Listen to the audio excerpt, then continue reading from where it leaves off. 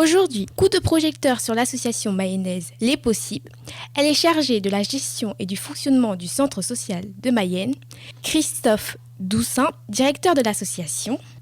Dites-nous comment votre association assure-t-elle concrètement ce but ? Alors en fait, l'association des possibles a vocation effectivement à héberger un centre social, donc qui est une structure agréée par la Caisse d'allocation familiale en qualité de structure d'animation de la vie sociale, avec un accent particulier en direction des personnes les plus fragilisées, mais tout en ayant un accent autour de la mixité sociale. Ça se traduit entre autres par différents dispositifs que l'on peut animer sur la ville de Mayenne. Un dispositif d'insertion sociale, entre autres, pour les personnes fragilisées relevant des minima sociaux. Un gros volet également autour de la parentalité, du soutien fonction parentale, où l'idée, c'est pas d'apporter les bonnes recettes pour être bons parents, mais c'est tout simplement organiser des espaces collectifs permettant à des parents de se rencontrer entre eux, de dédramatiser leur fonction parentale, de trouver par eux-mêmes les réponses aux questionnements qu'ils se posent en qualité de parents. On a également des dispositifs dits d'utilité sociale, avec entre autres un repère café, un système d'échange local, des bourses aux jouets, bourses aux vêtements, un jardin partagé.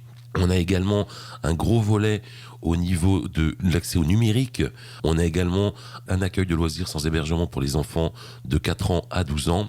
Voilà, un certain nombre d'activités nous permettant effectivement de répondre au mieux aux besoins des habitants et avec un principe particulier qui est de favoriser ce qu'on appelle le développement du pouvoir d'agir, à savoir en ce sens que l'association et les professionnels qui y travaillent ne sont que facilitateurs pour faire vivre les projets d'habitants.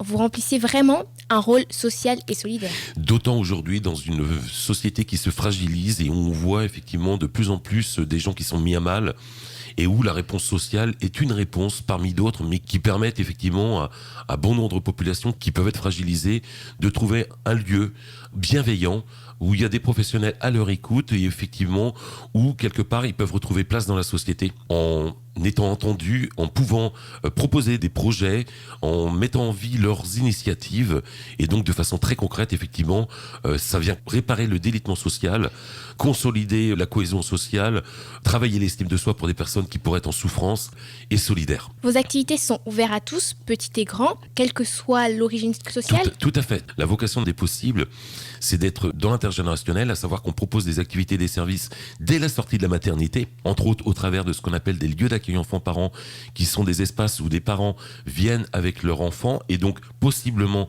dès la sortie de la maternité. On a des activités également qui sont en destination de la petite enfance, de l'enfance, de la jeunesse, des jeunes majeurs, des adultes et pour finir, des seniors. La prise en compte des seniors et des besoins des seniors est aujourd'hui une réelle nécessité. Et quant à l'origine sociale, effectivement, on a vraiment vocation à ne pas être discriminant, d'être ouvert à tout à chacun, quel que soit son statut social, son origine sociale également, son origine culturelle. Et on fait en quelque sorte du brassage de population qui vient servir le lien social et le vivre ensemble. Certaines activités se font avec adhésion. En fait, 95% de nos activités sont gratuites jusqu'à ce jour, même si le tissu associatif souffre de plus en plus de son modèle économique. Néanmoins, aujourd'hui, effectivement, la porte d'entrée, c'est l'adhésion, quasi exclusive.